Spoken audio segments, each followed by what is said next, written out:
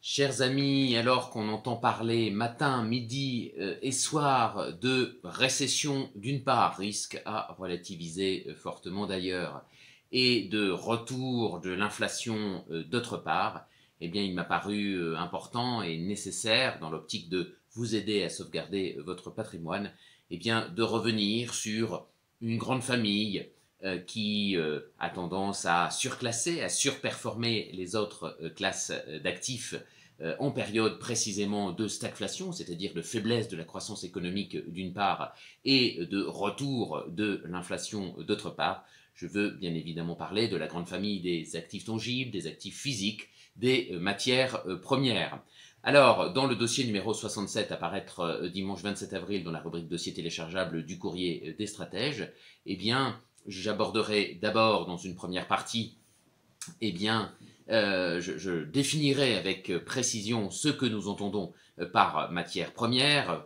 Il y a en effet des matières premières énergétiques sur lesquelles j'ai déjà consacré plusieurs dossiers, le pétrole, le gaz notamment. Il y a les matières premières agricoles sur lesquelles je m'appesantirai davantage dans ce dossier 67.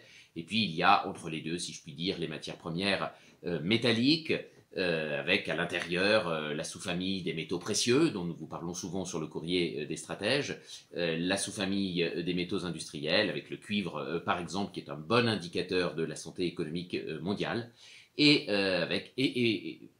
aussi les terres rares, qu'on appelle parfois les métaux rares. On peut penser au lithium ou au cobalt, qui, dans le cadre de la guerre commerciale qui cache une guerre monétaire entre les États-Unis et la Chine, eh bien, ne manque pas d'être au cœur de l'attention.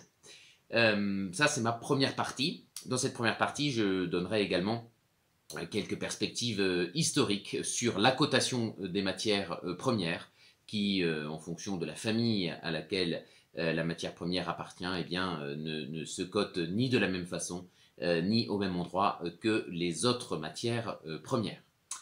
Deuxième partie, eh bien, j'aborderai les raisons, les principales raisons d'investir en 2025 sur les matières premières. Donc d'ouvrir un compartiment matières premières dans votre patrimoine, dans votre portefeuille, ou bien de renforcer votre exposition si vous étiez déjà, comme l'un des premiers dossiers que Samarie et compagnie a fait pour le courrier des stratèges, eh bien, vous l'avez recommandé. Donc deuxième partie, les principales raisons de renforcer votre exposition ou de commencer une exposition aux matières premières, toutes matières premières confondues, même si vous pouvez bien évidemment avoir des prédilections pour telle ou telle matière première que vous affectionnez davantage pour différentes raisons. Troisième partie, je vous réexpliquerai comment se fixe le cours des matières premières, eh bien matière première par matière première, car il n'y a pas que la bonne vieille loi de l'offre et de la demande qui détermine le cours du pétrole, le cours du maïs, le cours de l'or ou le cours de l'huile de palme ou du cuivre. Je reviendrai évidemment sur les éléments, sur les déterminants de l'offre et sur les déterminants de la demande pour les grandes sous-familles des matières premières.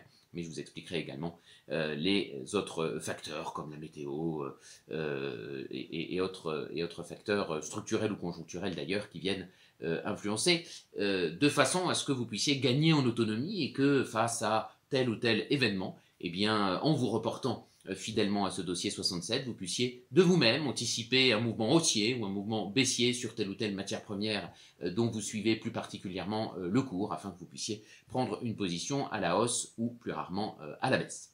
Troisième partie. Quatrième partie, eh bien, nous mettrons les mains dans le cambouis, puisque c'est un dossier patrimoine. Les mains dans le cambouis, c'est-à-dire que je vous exposerai les quatre principaux outils, les quatre principaux moyens eh bien, de vous exposer aux matières premières, d'investir sur les matières premières. Vous connaissez les indices à travers les ETF, vous connaissez les actions. Je vous ai trouvé deux autres moyens pour des investisseurs pas forcément plus avertis, l'un des deux pour les investisseurs plus avertis, mais le quatrième est tout à fait accessible, au moins aussi accessible qu'un ETF. Je vous en parle dans cette quatrième partie. Et puis cinquième partie, comme une fois par mois, et j'en profite pour en dire un mot, eh bien je mets à jour le baromètre mensuel de nos 3 profils d'investissement, profil dynamique, profil équilibré, profil prudent. Tous continuent de se porter très bien malgré la bérésina financière de début avril. Évidemment, c'est le compartiment qui contient le plus d'or, c'est-à-dire le profil prudent. Pas le compartiment d'ailleurs, mais le profil, c'est le profil prudent qui se porte le mieux avec une performance depuis juin 2022 qui dépasse les 30%, mais les deux autres profils qui sont respectivement à 22 et 23%, eh bien, ont eux aussi atteint notre objectif. Je vous rappelle notre objectif, ce n'est pas de faire de vous des millionnaires, mais c'est de battre l'inflation, de couvrir l'inflation, chose évidemment avec entre 22 et 30% depuis juin 2022, bien chose performance que nous avons évidemment, objectif que nous avons très largement atteint. Voilà. Donc, à retrouver dimanche 27 avril dans la rubrique dossier téléchargeable du Courrier des Stratèges, notre dossier numéro 67. Et si on investissait dans les matières premières pour les nuls?